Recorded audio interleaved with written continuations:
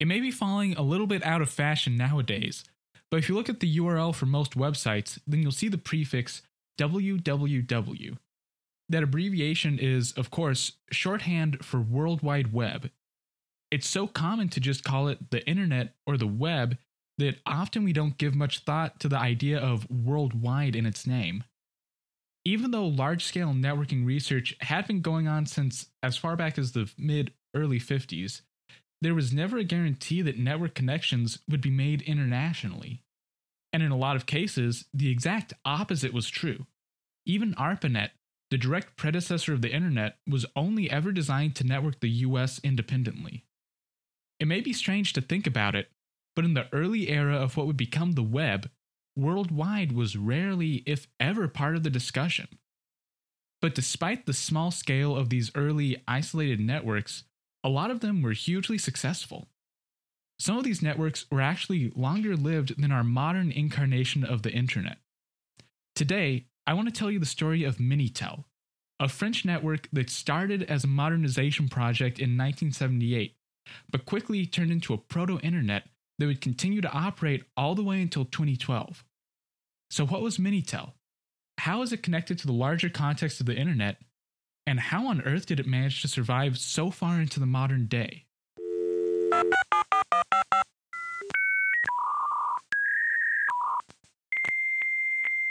Welcome back to Advent of Computing. I'm your host, Sean Hass. This is episode 13, Minitel, the French network connection. And today, we're dipping back into the deep and complex history of networking. But instead of looking at Cold War-driven struggles for networking like in the US and Russia, we'll be examining a reaction to a different kind of conflict. The 1970s and 1980s saw a radical shift in how computers were viewed and used. This era is often called the microcomputer revolution, because for the first time, there were computers small enough and cheap enough that they could start making their way out of massive institutions. And as computers moved into the wider world, a lot would start to change. On the small scale, automation via newly computerizable tasks made a lot of workers redundant, and that led to large-scale unemployment. And on a much larger level, a new market was starting to be created, and technology that was talked about as science fiction in the earlier half of the 20th century was starting to become an everyday reality. This all created a scenario where nations had to come to grips with the changing world. They could either find a way to adapt or get swept off into irrelevancy. Now, different countries had vastly different responses to these technological growing pains. In the US, this change wouldn't be very abrupt. There have been designs on the digital future both from inside and outside the government since at least the 1930s. So in a lot of cases, American industry was in the driver's seat during this transition. The UK is an example of a different approach. In that country, the BBC's Computer Literacy Project worked to train citizens to pivot them into new jobs and opportunities they were opening up with the spread of computers. In France, this adjustment came to focus on networking. And in the tail end of the 70s, this would give birth to a wide-scale project colloquially called Minitel. So how exactly did the issue of digital modernization in France lead to a nationalized computer network? And how did France go about creating a France-wide web over a decade before the first web browser would ever be written? Perhaps one of the best ways to survive the microcomputer revolution and remain relevant was to keep up with the United States. Now, I said at the top that France chose to do this via networking, but that's kind of burying the lead. The goal of networking the nation wasn't an end to itself, but rather it was a way to kickstart the French IT sector and help domestic computer companies become more competitive with foreign juggernauts like IBM. In a lot of ways, the French plan would end up being somewhat similar to what the English government accomplished with the BBC's Computer Literacy Project. But instead of focusing on education, the French solution would come in the form of more direct economic stimulus. So, let me back up and explain a few things before we dive deeper into the details on how France would try to jumpstart their IT sector. And, well, to start with, maybe jumpstart isn't even the right word to use here. It's more like they built it up from scratch. Now, to put it lightly, France was a latecomer to the computer game. The earliest French-built mainframes had only started coming out to market in the very late 60s. So by the time the 70s came around, there wasn't an established computer industry in the country, at least not a very large one. Today, this wouldn't really be an issue. Internationalization has gotten to the point where it's hard to tell where a computer even comes from. But that wasn't yet the case in the 70s. And as industry was starting to shift into the digital age, it became increasingly important to the nation's bottom line to have at least some kind of IT sector. However, the need to modernize wasn't purely economic. The French government saw an increasing dependence on foreign-made computers and foreign-written software. And as they noticed that brought up a second key concern: sovereignty. As French industry became more and more dependent on computers in general, it also became more and more dependent on foreign companies. This came into clear focus in 1966. During the 60s, France's Atomic Energy Commission had been working towards developing a hydrogen bomb, and their labs had been primarily using American-made mainframes. But their progress would come to a halt when the US government banned IBM and CDC, two of the larger computer manufacturers in the country, from exporting computers to the Atomic Energy Commission in France. For the States, this was simply a play at stopping nuclear proliferation. But this struck deep at France's national sovereignty. This event made it clear that reliance on American computers and software left France at the mercy of American government and industry. But the fiasco over the H-bomb project wouldn't be the final straw. In fact, it wouldn't even be an outlier. American industry and government would continue to encroach into the 1970s, and France's own computer industry wasn't able to keep up on its own. The president of France at the time, Giscard d'Estaing, put it bluntly, to quote, "For France, American domination of telecommunications and computers is a threat to its independence in the crucially significant, if not overriding, area of technology and in the field of culture." End quote. There had been attempts to foster more industry in the country going all the way back to the mid-60s, but none had met with widespread success. This would change in 1976, when the French government decided to take a serious action, and that turned out to actually be commissioning a report. It doesn't sound that serious, but really a lot of innovation and new policy does come out of these kinds of actions. This report would end up being known as the Computerization of Technology. The paper itself, written by Simon Nora and Alain Mink, outlines the problem facing France and a few possible solutions. Specifically, the report focuses on how the government could improve both the computing and telecommunications sector in France, with the goal of escaping American domination. And reading from the source, Nora and Mink don't pull any punches. When addressing the larger issue, they wrote, quote, "Knowledge will end up being shaped, as it always has been, by the available stock of information, leaving to others, i.e. to American databases, the responsibility of organizing the French collective memory while being content to plummet is to accept a form of cultural alienation. Installing French databases is an imperative of national sovereignty." End quote. And this cuts to the root of fear in that era. As computerization was very much changing society, whoever had control of that process could control what society would change into. And having American-dependent computers and networks could quickly turn into having an American-dependent society. The core sentiment is something that we still struggle with today. As the internet becomes more and more casually integrated in society, corporations are able to exact more and more control over the society. Technology today may be different, but the issue remains the same as in 1976. Computerization in society put the deepest fears of France into words. American domination of computing and telecom wasn't just an economic threat, or even just a matter of sovereignty. In fact, it was a fight over the continued existence of French society. But how could this threat be stopped? In the coming months, a plan would start to form from within the French government, building upon what was written about in Computerization of Society. This would soon be known as the Telematics Plan. And once complete, it essentially boils down to this: get France online. Basically, this would entail the French government making something akin to a dot-com bubble, but nearly a decade prior to the internet's conception. The plan was to provide mass government investment to create an IT sector from scratch.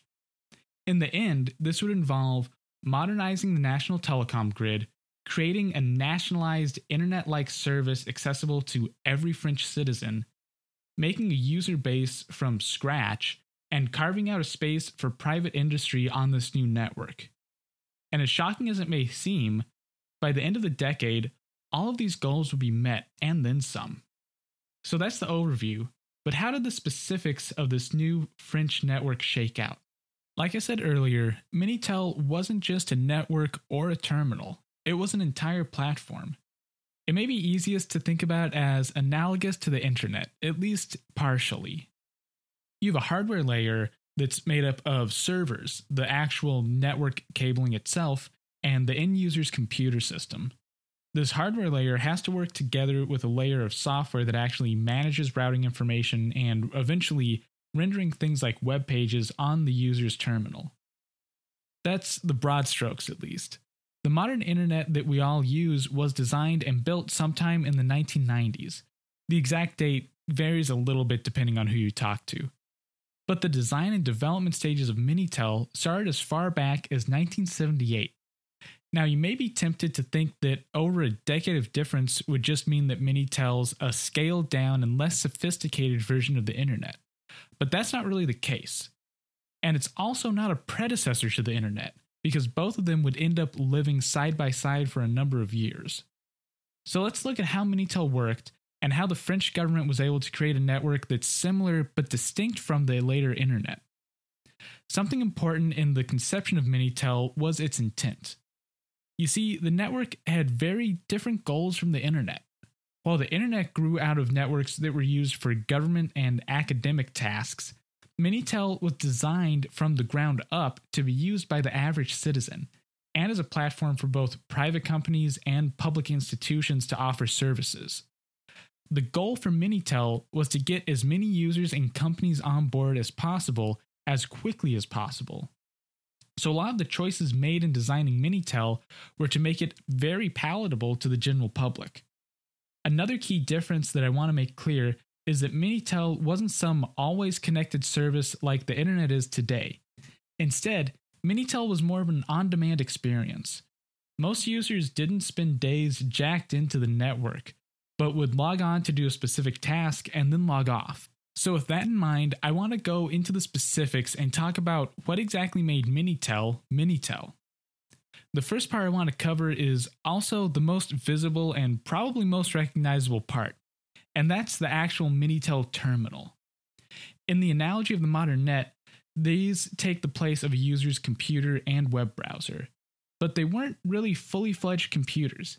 Instead, they're what's known as a dumb terminal. That's a device that just does one thing: connect to another computer. And when it comes to hardware, that was really all a Minitel terminal could do. It was composed of the bare essentials.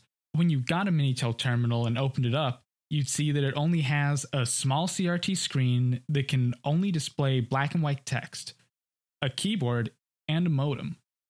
Now, that's not very impressive, and some later models would come with different options, even a color screen, but the general loadout is very bare minimum. Now, modems aren't really something that's used anymore, so I think it bears a little bit of explanation. Basically, it's an old style of network interface. What's interesting about a modem is that it's not entirely digital, even though it's connected to a digital computer. It sends and receives information as analog signals, specifically as sound. Just as a side note to that, the intro and outro bumper for this podcast is actually a sample from a modem connecting up to a network. So basically, a modem allows you to turn digital data to analog and then back into digital. They don't see much use anymore, but in the 80s and 90s, they were fairly ubiquitous. They allowed computers to send data over a phone line, despite the telephone grid being strictly analog and incapable of doing any digital data transfer. And in that period that they were active, this was used to connect computers up to networks. So, moving on from that modem tangent and going back to the actual terminal. What I find interesting is you can see the whole ideology behind the Minitel platform made into a physical device in these terminals. They're small, unobtrusive, and built for convenience. The screen on most models of Minitel terminals were only about 8 or 9 inches. The keyboard was connected to the terminal by a hinge, so it could be folded up over the screen when not in use. And it was small enough to stash away until you needed it. To make the Minitel terminal even more convenient, the French government handed out units for free. Of course, you could buy higher-end models, but most Minitels were given away. This may sound like a huge waste of money on the part of the state, but it actually served 2 very important purposes. First of all, it made an instant user base for Minitel. It lowered the barrier for entry to the platform to essentially nothing. And secondly, it gave a direct boost to French computer manufacturers. A big part of the initiative was to make sure that all free Minitel terminals were ordered from French companies. So right off the bat, more money was being pushed into the burgeoning IT sector, and more users were immediately able to get onto the network. The next part that I want to talk about is the network itself, or what actually makes all these free terminals useful. And I'm going to butcher this, Centre National d'Études des Télécommunications, or as I'm going to call it if I ever say it again in this episode, CNET, France's National Center for Telecommunication Studies, had been working on a national network going back as far as 1971. This network was called Transpac, and it was somewhat similar to the American ARPANET. In fact, a lot of the technology used in Transpac was borrowed directly from the Americans. Transpac itself was fully digital, and for the time, it was pretty cutting edge. And by the time plans for Minitel were being drafted, Transpac was a relatively mature network, and it reached most of France. But the problem is, Minitel users didn't connect directly to the digital network. They couldn't. Instead, they would dial into a gateway over existing analog phone lines. Partly, this was due to the fact that most homes just didn't have direct feeds into a new nationalized digital network. And partly, it was to give the French government a way to centralize control over Minitel as a platform. These gateways were called Point d'Accès Videotexte, or PAVIs, and were used to mediate and translate traffic from the analog phone lines into the digital Transpac feed. Once connected to a PAVI, a Minitel user could then link up to any server on the nationwide network. The PAVIs also served as directories of available services on the network. One key part of the design here is that everything I've described, from Transpac to the phone lines to the PAVIs, is owned and operated by the French government. This meant that the state had full control over how people used the network and were able to track that use. But outside of the actual network, Minitel would be relatively open to third parties. And this split state and private ecosystem was done by design, and it's something very unique to Minitel. Other networks didn't have this. It was done as a way to create a new IT sector for France. The government would provide the entire network and allow third parties to hook up to it. And what exactly were these third parties doing on the network? Well, that brings us to the next part, the services on the network, or what people could actually connect to once online. Instead of the websites that we visit today, Minitel had services. These ran the gamut from phone directories to chat rooms to digital banking. And importantly, almost all of these services were offered by private sector businesses. Setting up a new service was also relatively easy. All you had to do was connect your server to Transpac and then register it to be listed on one of the PAVI's directories. And as far as hardware, you could have any computer that could connect to a network. There were mainframes that ran services, but there were also microcomputers like Apple IIs. Overall, it made the barrier to entry for being a service provider very, very low. and that made it insanely easy to go into business. And that brings us to the last part of the equation, at least as far as the internet allegory goes, and that's the media, or what's actually being sent over the network to users. Keep in mind, this is well over a decade before HTML would hit the scene. And even if HTML had been available, a Minitel terminal just couldn't display it since they had text-only displays. Instead, Minitel used a technology called video text. However, it's not really a one-to-one replacement for HTML. In some ways, it's a lot more sophisticated. First of all, video text could only display text, but it could send that in multiple colors. But importantly, video text could do two-way communication.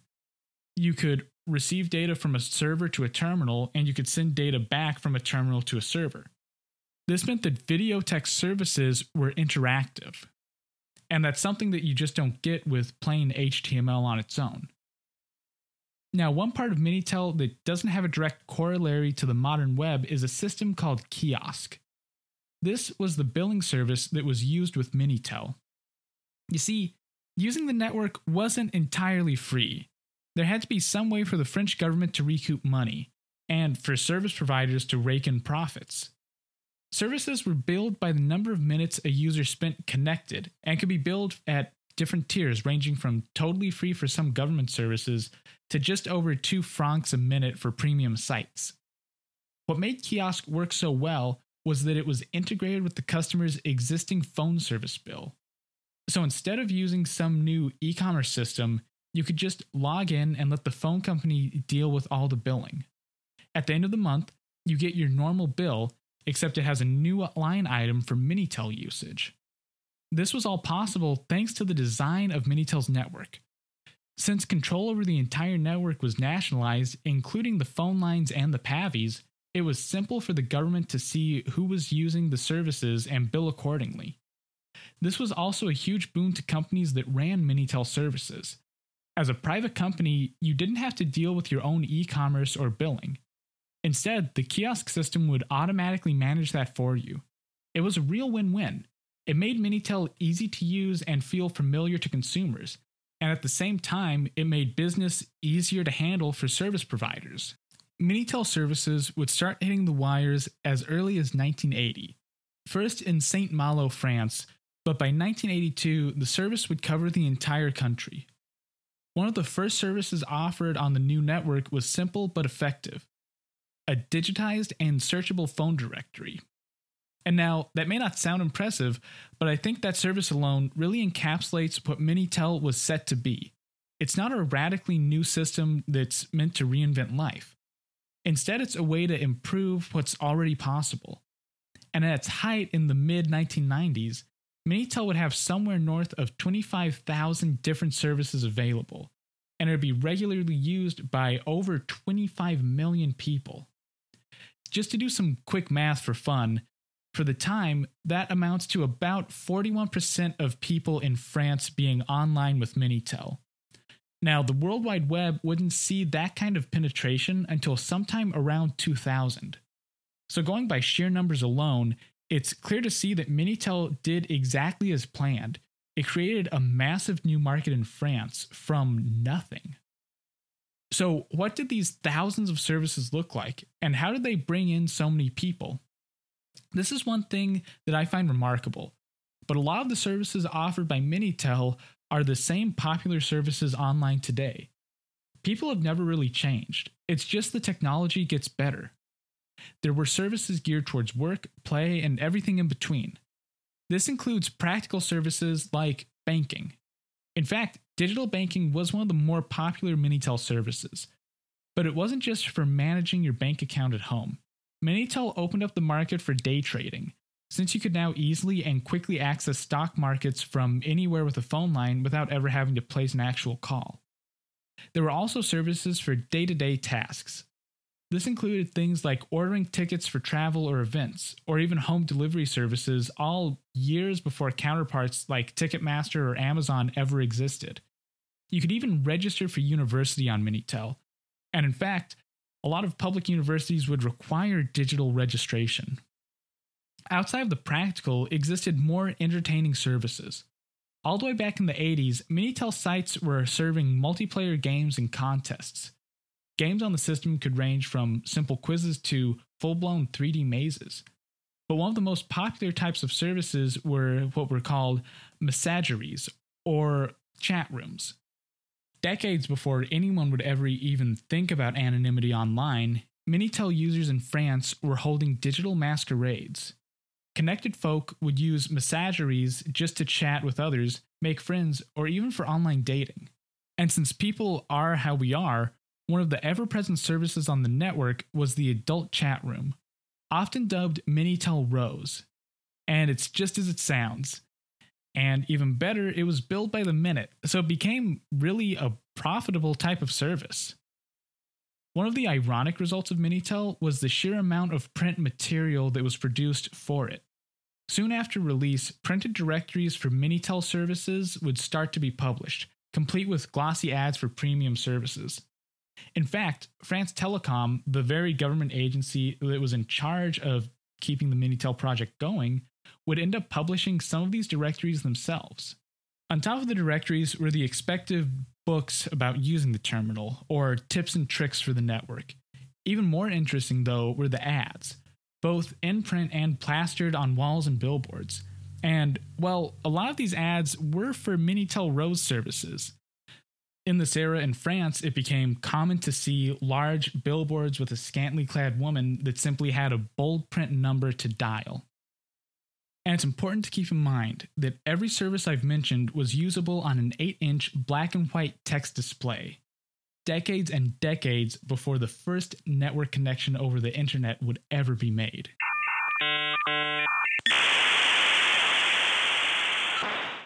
Alright, I think it's that time again. Let's wrap this episode up. So overall, Minitel did exactly what it set out to do. It helped France stay competitive during the digital revolution by creating a new market from scratch. And along the way, it connected an entire nation well before the internet ever could. But there's still a lot more to the story, and a big part of that is the preservation of Minitel. The network was finally disconnected in 2012, but users and services had already disappeared. Luckily, there's an active community of hackers and historians that have been working on keeping the terminals alive and tracking down every shred of information. But for systems like Minitel, that can be difficult, since much of the software behind the system was never properly preserved. And beyond that, the user base that made Minitel alive has since moved on.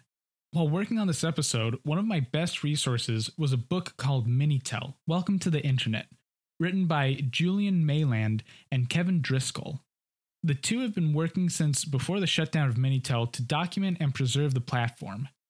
I was lucky enough to get the chance to talk to both of them, and even better, the whole thing was recorded.